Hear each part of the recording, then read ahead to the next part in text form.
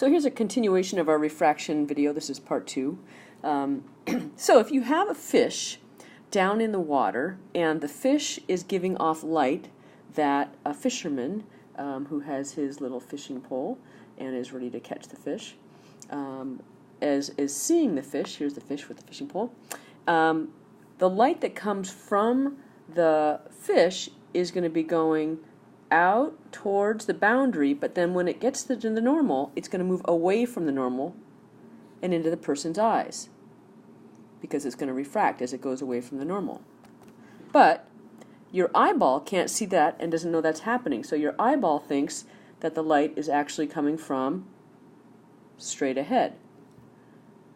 Your eye can't perceive the bending of the light, so your eye thinks that the light coming from the fish is actually coming from up here.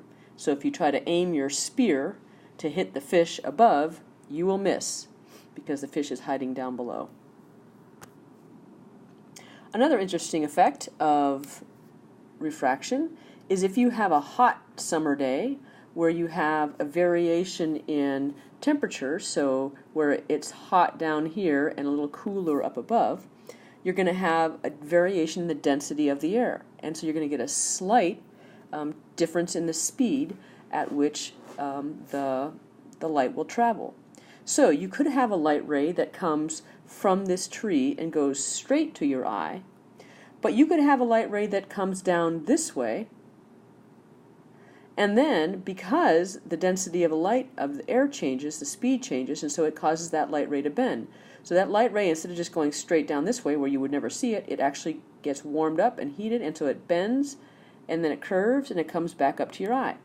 Now once again, your eye can't tell that that light is bending, so your eye thinks that the light is coming from down here. And so your eye sees an image of the tree upside down, inverted, and it looks like it's coming from a mirror. And you have observed this if you're ever driving on a hot summer day. This, what looks like water, isn't actually water. It is just a reflection that's coming from objects that you see. So here is the car, and the car light comes straight at you, but some of the light goes down and bends and comes back up to you and into your eye, and so you see that it looks like a reflection, but in fact it's just the light refracting and bending towards you. So there's not actually no water here, and it's not reflecting, and it's just light that is bending as it gets heated. So on a hot summer day, that's when you're likely to see this type of mirage behavior. Another kind of interesting effect is if the sun is going down, and this would be the horizon right here, and if this is the position of the sun, then the light that comes from the sun towards your eyeball, it would normally go straight through, but because of the variation in density and temperature of the atmosphere, the light actually bends and comes down. And so, because that light bends and you see the sun, your eye believes that the light is actually coming from straight ahead because, again, your light can't perceive, and so you think the sun is up here, but in fact, it's down here. And that gives you a kind of an interesting effect called an atmospheric refraction. So what happens is when the sun gets near the horizon, the rays from the lower edge bend more than the rays on the upper edge because there's more atmosphere to travel through, more variations in temperature. So you get a shortening of the vertical diameter of the sun, so it looks more like an ellipse. We call this a pumpkin sun. One other thing, last year, a couple years ago, I guess, we had a lunar eclipse where we had what we called as a blood moon. And in a blood moon, this Earth comes between the moon and the sun, but some of the light from the edge, so the moon during the eclipse is completely in the shadow of the Earth. So you would think it would be completely dark. But during the full eclipse, it's not dark at all. You see this kind of reddish glow of the moon. Well, why do you see this reddish glow? It's because light is coming from the edge, and it gets into the atmosphere, and then it bends toward the moon. Now, why is it red? Kind of same reason that during a sunset, that red glow is what you see. It's mostly because the blue light that would come through gets scattered, and so it's the red light that gets through. So kind of like in your sunset, you're going to get that red light bending and coming through that atmosphere, and then it goes it then lights up the moon, giving that nice eerie reddish glow during a lunar eclipse. Okay, a couple more little interesting observances from refraction. The index of refraction actually varies depending on the wavelength of the light. So I like to say that blue, let's get blue bends. They all bend, but bends. They all bend, but blue bends more. So for a given material like glass or plastic, if you shine at just the right angle, you're going to get the white light to separate and bend differently, so you'll get this neat visual color spectrum, and you'll get to see that in your lab. Again, the idea is that they slow down differently, so the blue is going to be bending a little bit more. Again, here's another kind of look at it. You can find this. This is sort of a video that JavaScript that will run if you check out this website that we've linked to. Okay, and the last kind of idea behind refraction is what's called the critical angle in total internal reflection. So, if light is traveling from a more optically dense medium to a less optically dense, so the light starts in the water and is headed towards the air, you get this really interesting phenomena, you can get it, called total internal reflection, where the light, none of it escapes, none of it goes through the surface and out to freedom. It all bounces. Now, why does it bounce? Well, first of all, I want to point out that we do not see this effect at all when you have light coming from a less optically dense medium like air, where you have 1.0, and you're going into glass or water, which is 1.4, 1.3, something like that.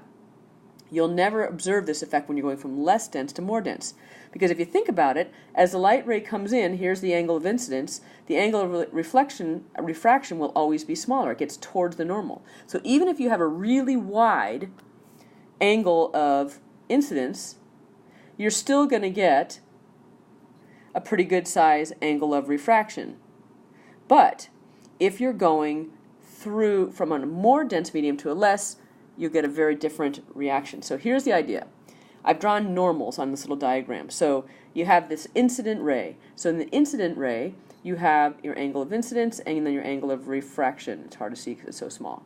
And then your angle gets a little bit larger, and that refractive angle gets bigger, and then a little bit larger still. And you see how as you're leaving to the less dense, that angle gets larger and larger. And you can anticipate that at some point, this angle is going to get to be so big it's going to be near 90 degrees. And then what happens? And so this is what we call the critical angle. Okay? So this is where a ray comes in, but then it goes out at exactly a 90-degree angle. It can't bend anymore. So if you do a ray that's more than that, beyond the critical angle, then all of it is going to reflect, and none of it is going to escape. So we call this angle right here the critical angle, where you get that 90 degrees, and then anything beyond it, you get what's called total internal reflection. So it looks like this. And if you're ever in a pool and you get your goggles on, you can look. If you look straight up, you'll see out. So if you're looking straight up, you'll be able to see out. But at some point, there'll be this like circle around which you can't see out. You'll just see a reflection of the bottom of the pool. So you can check that out next time you're swimming. So let's look at the math of a critical angle. We know from Snell's law, n1 sine theta is n2 sine theta. So for the critical angle, n1, that would be the index of refraction of the water, for example. That would be the water, because you're starting inside the more dense medium, is n2 times sine theta 2. And n2 would typically be 1.0, and sine of 90 is 1. So to find the critical angle, then you know that sine theta c, the critical angle, is just going to be 1 over the index of refraction of the more dense medium. If it's glass or plastic, 1.4, 1.5, whatever it is. Okay? So you can find the critical angle for any type of material. Now what's really cool about that is you can send light beams through glass and plastic, and you can bend them and turn them around. So you can use prisms to bend light. We looked at using like mirror type of prisms, but glass prisms actually work better. You don't have any losses. So they're much more efficient by using total internal reflection in order to transmit light. It turns out that the critical angle is less than 45 degrees for a material, then you can have it send a light ray in, and it will all reflect, and you can bend and change it around. And that becomes really useful if you want to have, for example, a diamond ring.